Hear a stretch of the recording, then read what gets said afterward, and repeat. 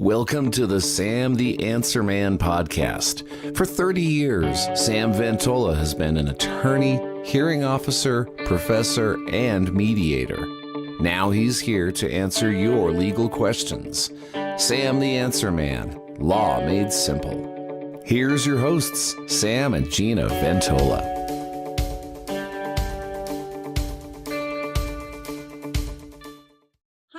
Welcome to the Sam the Answer Man podcast. I'm Gina. And I'm Sam. And Sam, I got to talk to you about some stuff. So I was just watching this episode of The Office, which is one of my favorite shows to watch. And Michael was in a deposition. Right. So it got me to thinking, how accurate was it? And what really happens in a deposition? And most importantly, what can I do to prepare for one if I had to go to one? So a deposition is what we call part of the discovery process. So it's not the court proceeding. It's part of the lead up to the court where the parties are exchanging information. Basically, one party has the right to demand that the other party show up for a deposition to answer questions under oath. And so if that happens and I receive that, I receive a notice of deposition, I have to show up. What can I expect? Like, who are the people that are going to be in the room hearing me testify? So you don't know exactly. The people at deposition, certainly if you have a lawyer, your lawyer will be there. So don't worry about that. It's not you have to go in by yourself.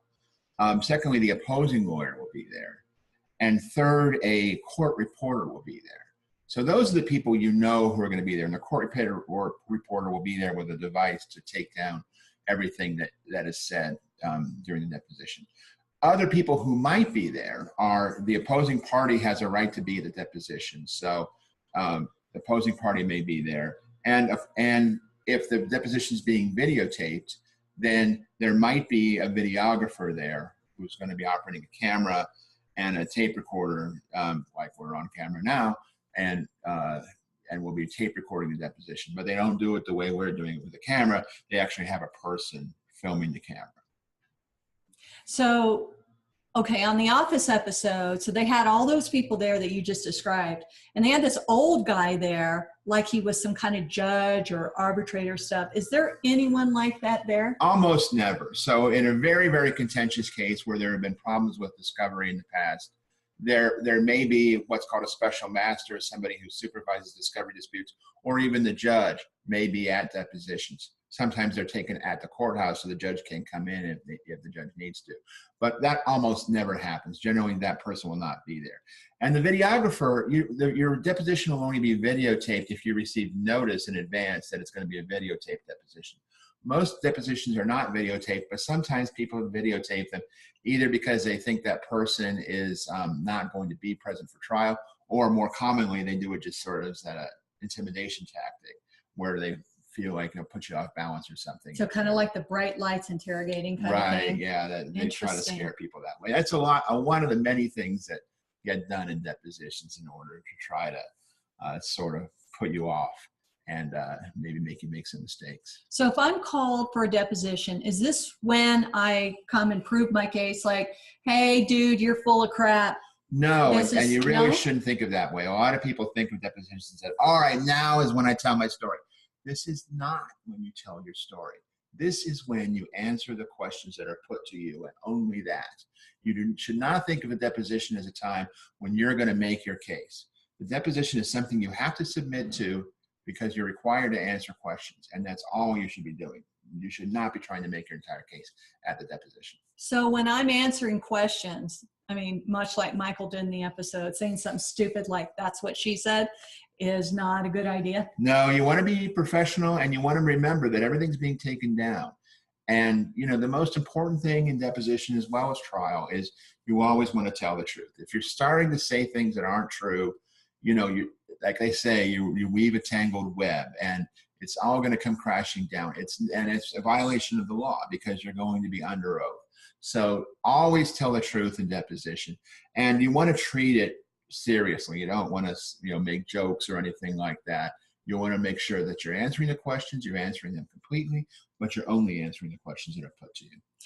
Now, as far as answering the questions, can I elaborate? Can I explain my side? What should I do? No. So generally, if you're asked a question, let's say you're asked a question, what time did you get there?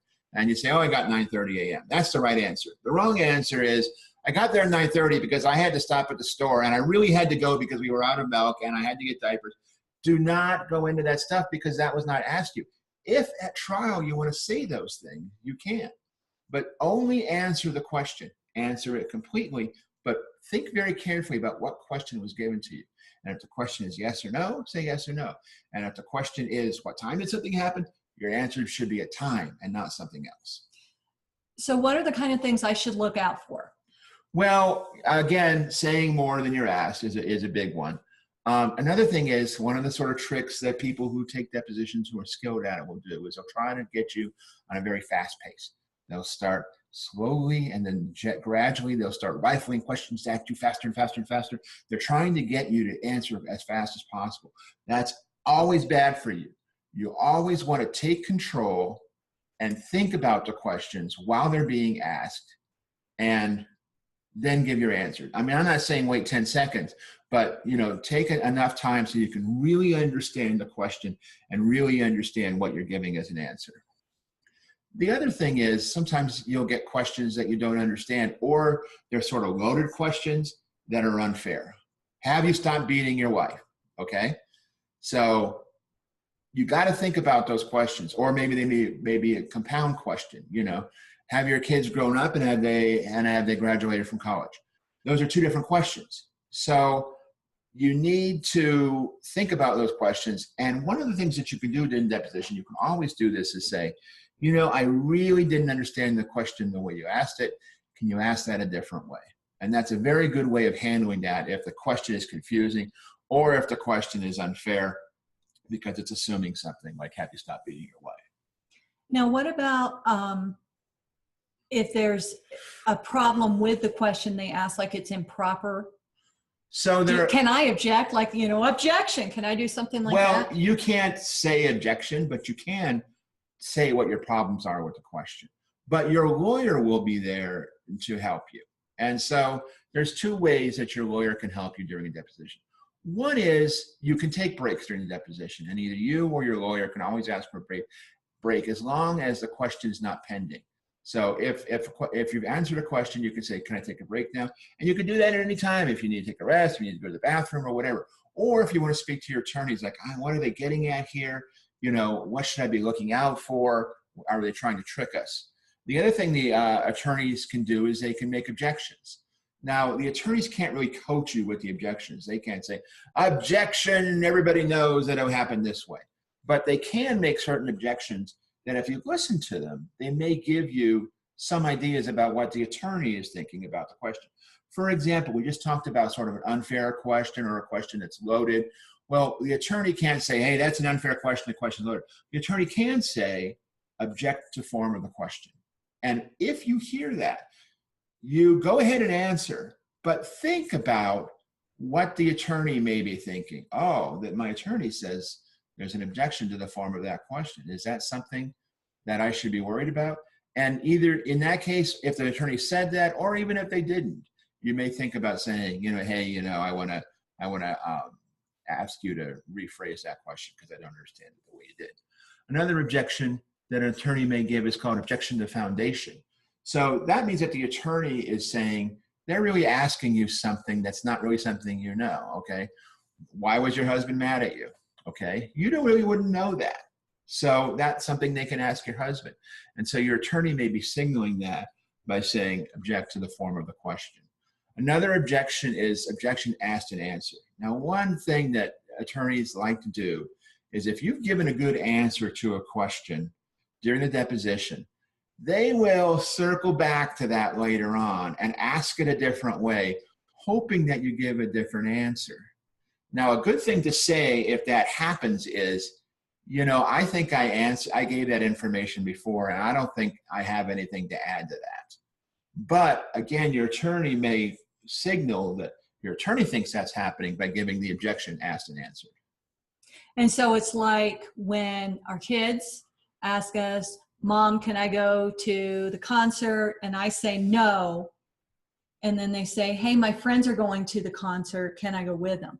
It's two ways of asking the same question in the hopes that I will change my mind. Sure. Or like in this instance, in the hopes that you may say something or that I may say something that is different the second time around so that they can come after me for saying, giving two different answers. Now, one objection you may hear the attorney say, objection, instruct the witness not to answer.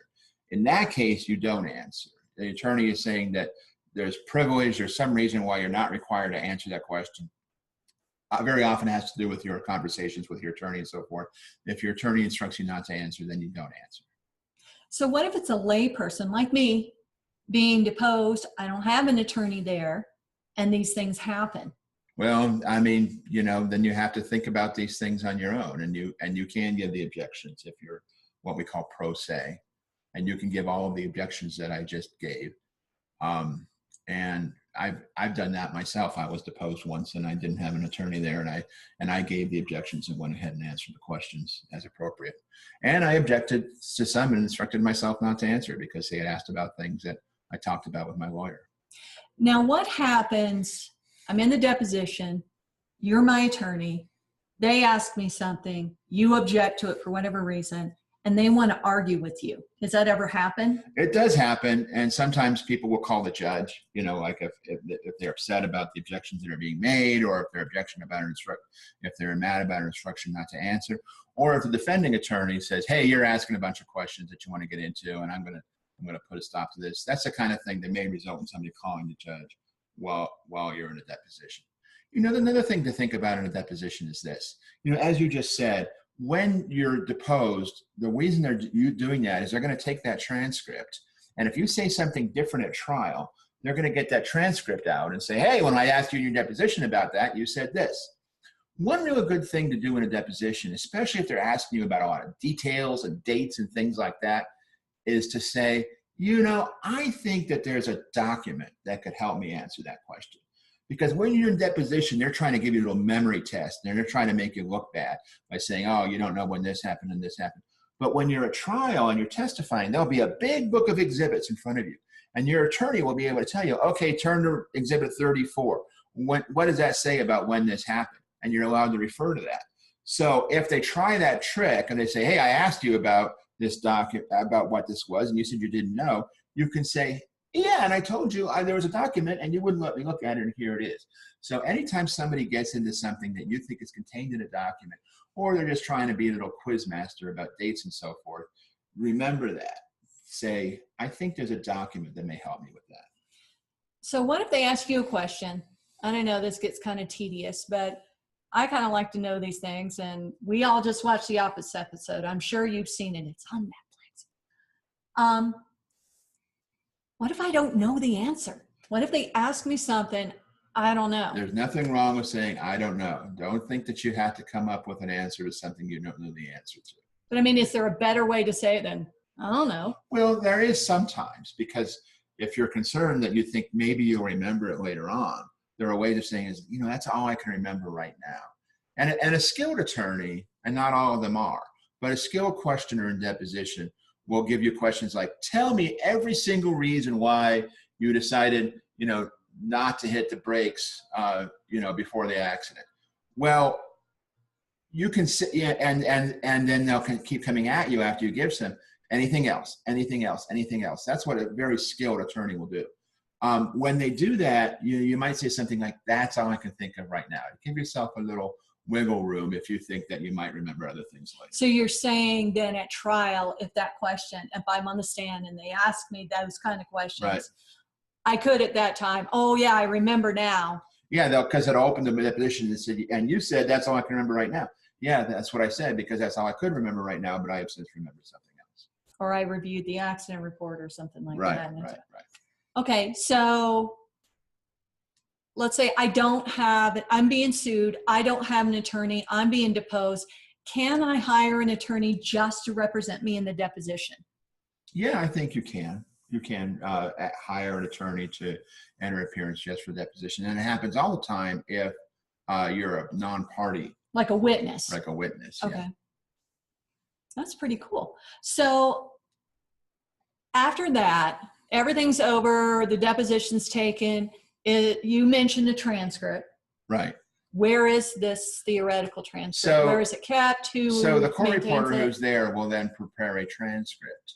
And you have the ability as a person who gave the deposition to review the transcript and correct any mistakes that the transcriber made.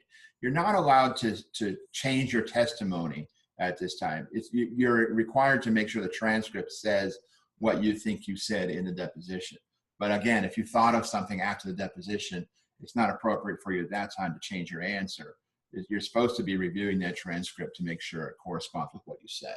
Okay, so just as a review, so if you're called into a deposition, what are our bullet points?